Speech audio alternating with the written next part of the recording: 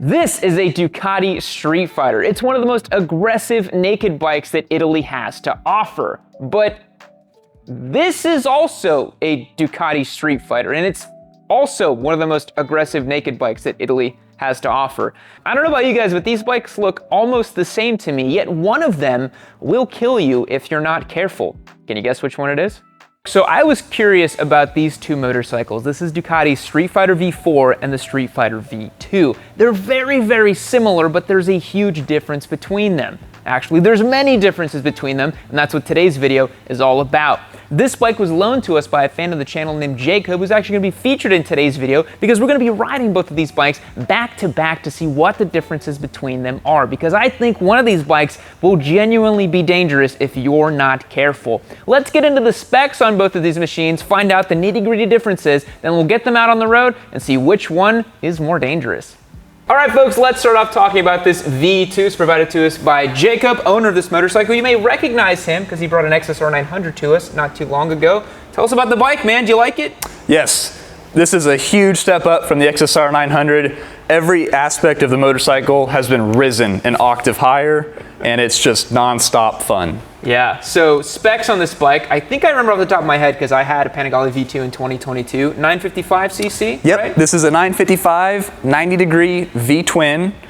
It's L-twin, Jacob, come on, get the Ducatistas are mad now. On the side of the bike it says V2, I'm calling it a V-twin. No, but it's a 955 L-twin V-twin.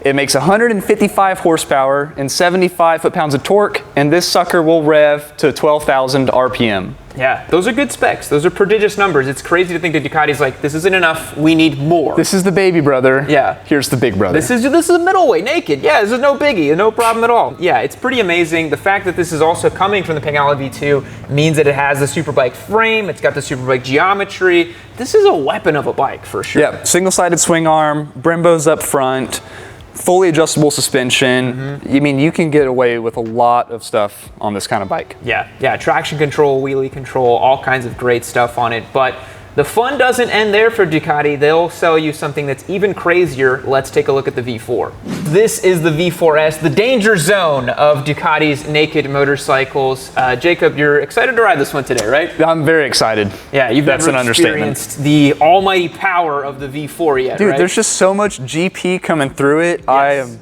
ecstatic. Yes. Didn't sleep last night. 1103cc V4, 208 horsepower at 13,000 RPM, but it can rev all the way to 15,500 RPM, which is just like nothing that big should rev that high. It's like, how does it not just blow The fact up? that this thing has a warranty and can turn that much RPM is... Yeah, it's all right. Very impressive, very impressive. Also derived from the Panigale V4 Superbike, so you're working with another Superbike frame like this. This one has electronically adjustable suspension, a couple more features and farkles on the electronic side of things, but overall, I mean, the ethos is pretty similar to the V2. Yeah, you can tell that they're both the same bike, but you can also tell just standing here next to it, this is a different machine. This is to be taken a lot more seriously. Just the seat shape, the tank shape, everything about it. Yeah, it's very track oriented despite being called the Streetfighter, and I'm really excited for you to test it out today because we want to get Jacob's raw reaction on camera to how stinking loud this is. By the way, this thing's flashed as well too with the exhaust, so it's probably making more horsepower because it needed more horsepower, right?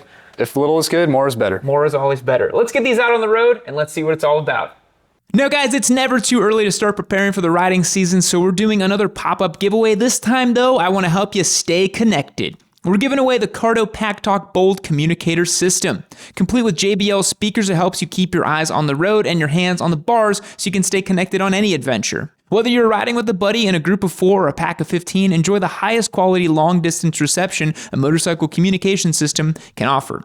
Now you can queue up Hayabusa Man and the Kyle Anthem on permanent loop. With all new natural voice operation feature, you'll never have to press a button, turn a wheel, or move a slider ever again. Just say, "Hey Cardo," and your Pack Talk Bold does the rest. Cardo makes some of the best communicators in the game, so you're not going to want to miss out on this giveaway. It's super easy to get entered to win. Head over to shop.yamanoob.co, pick out anything you want from our site, and you'll be automatically entered to win. This giveaway is available to all 48 states in the lower US, by the way. There are no codes required, but this giveaway will only last for this week. This is one you don't want to miss out. Time is running out. Head over to shop.yamanoob.co, pick out anything you want, you'll be automatically entered to win.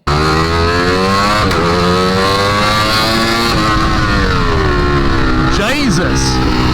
We just rode in. You just rode in. You did on the V2. Now you're jumping on the V4 for the first time. As an owner, swing a leg. Let me know what you think. All right, coming in, seat is completely different. This is way more narrower. My legs immediately fall and like super tight on the bike. That's kind of crazy because the V4 should be wider, but I guess it seats more narrow through the midsection for you. And the way it's all shaped, I'm being pushed into the pocket by the seat, whereas the V2 keeps you a little more upright, a little more comfy. This is immediately, even though they're the same bike, I feel like it's just a sportier. I'll swing a leg over the V2 as well. Yeah, it's a little wider, but you know, it's funny because it feels so freaking similar. Yeah, it's the same bike. I mean, get up on the pegs. Yeah, same. Yeah, the ergos are pretty similar. I noticed here the dash is obviously a little smaller on the V2. Couldn't give you the same size dash. It's a little bit simpler, but the layout's basically the same. If you flick that one on, I think it looks like the same user interface, basically. Yeah, maybe just, Windows 11 to Windows 10. They're the same, but different. Right, exactly. Well, nothing to it but to do it, my friend. Let's go for a ride. Godly. Yeah. Yeah, I mean, the audio sensory overload is really get you in the right mindset. Yeah, it's hard to get away from that when you're on that bike. Yeah, pulling away on the V2, I mean, low down, it's actually surprisingly similar.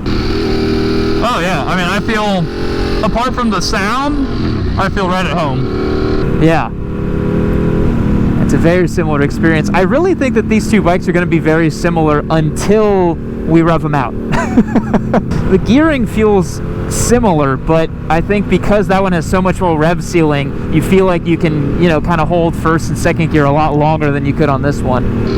Yep, I agree. Yeah, the shift points are the same, even though they have different sprockets, just because, like you said, the rev range.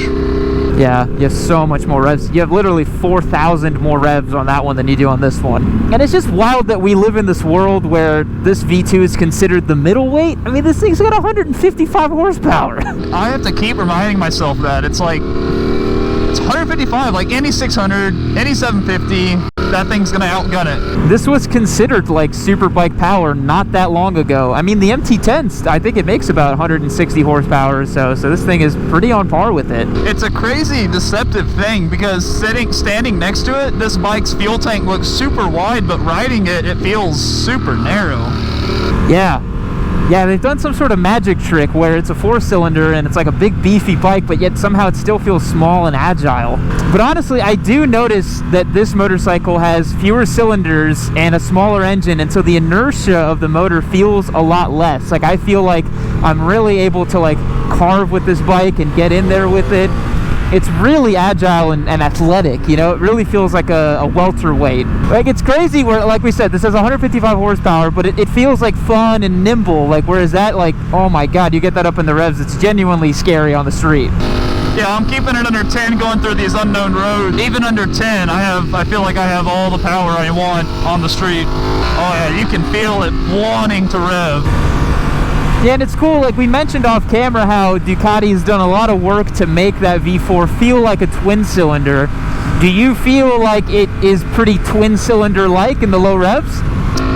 I don't know if I'm the best to quantify that because that's my first Ducati and first twin, but in the lower revs, apart from the exhaust sound, I would say it's the same bike. As far as steering feel and everything though, very, very, very similar. Yeah, I'd really have to take them both on track to start really picking apart the differences. At this like kind of normal street pace, they're super similar, which is funny because that one has the electronic suspension and all the goodies and all that, but honestly, you just don't notice that stuff at this pace. And it's crazy because like you said, with this bike, it's 10 grand less than that one, and yet you get a bike that looks basically the same. Most people are going to see this and be like, oh, sick, that's a cool looking Ducati, They're not going to think, he got the cheap one or whatever. Like, the only people that think that are, pretty judgmental motorcyclists, which who cares? Even the $17,500 Ducati is the cheap one. Yeah, it's always said by some guy on like a clapped out $4,000 Gixxer. because the V4 is the top dog, the top line model, the switches are a little bit more premium on the lever. I really like the switch cluster for the V4 versus this one. I think this has the same one as my Scrambler, actually, this on-off, which is, you know, fine. It's kind of like a Ducati parts bin thing. And I do feel like the brakes on the V4S are a little bit sharper. You have upgraded calipers on that. I think that's the M50 calipers, and this one is the mid-spec Brembos. And the master cylinder feels a little bit better on that one too, in my opinion.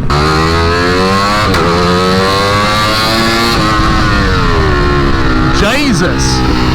Yeah, it's got this really gentle wheelie control system too, which is nice. It's freaking sweet up at those upper registers, huh? But yeah, the brakes is definitely a spot where I notice a difference for sure, even at the street pace. That just has a super powerful master cylinder, really powerful calipers. You don't really need it though, that's the whole thing. It's really not necessary. Yeah, I went to grab the brakes as I would on the V2, but then with the extra master, the better calipers, the lever, it was like, whoa, a lot more bite. I find the transmission to be a little bit smoother on the V4. What do you think? I think it's crisper. I think there's less, maybe there's slightly less like lever movement you need to complete before it changes gears, and then you get a really satisfying crisp brake. I mean, again, I'm sitting here and I'm like, yeah, this bike makes me feel like $1,000,000. It's still really, really good. But I think Ducati's really clever in that they make the big brother version, so you're always left kind of wondering and desiring, you know? I guess here's the big question. Do you feel, as a guy who owns a V2, now that you're on a V4, that you have to go out and immediately get a V4? Do you feel like you're missing a bunch? I'll be honest. It's a lot of bike. I mean, they're both a lot of bike. Let's get that. You know, that's our baseline. 10 grand more. I don't know if it's there. Yeah, I think this is by far the coolest thing on the road. The sound alone it makes might be worth. I think, man, it's a hard one. It's a lot of money. I also haven't really got it to stretch its legs, so my opinion might change in a matter of seconds. Well, we're about to get on a highway where hopefully you can at least get it up, stretch it up a little bit. And left lane, let her sing a little bit.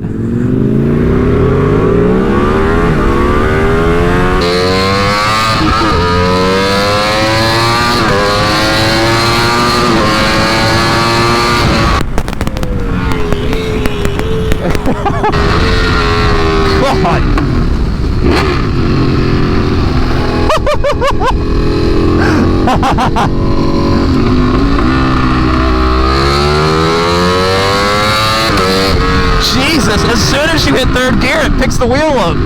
That's freaking awesome.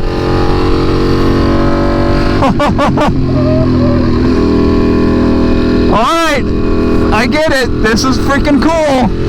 All right, guys, wrapping up the day with the V4 and the V2. Jacob, do you think one is more dangerous than the other? Yes.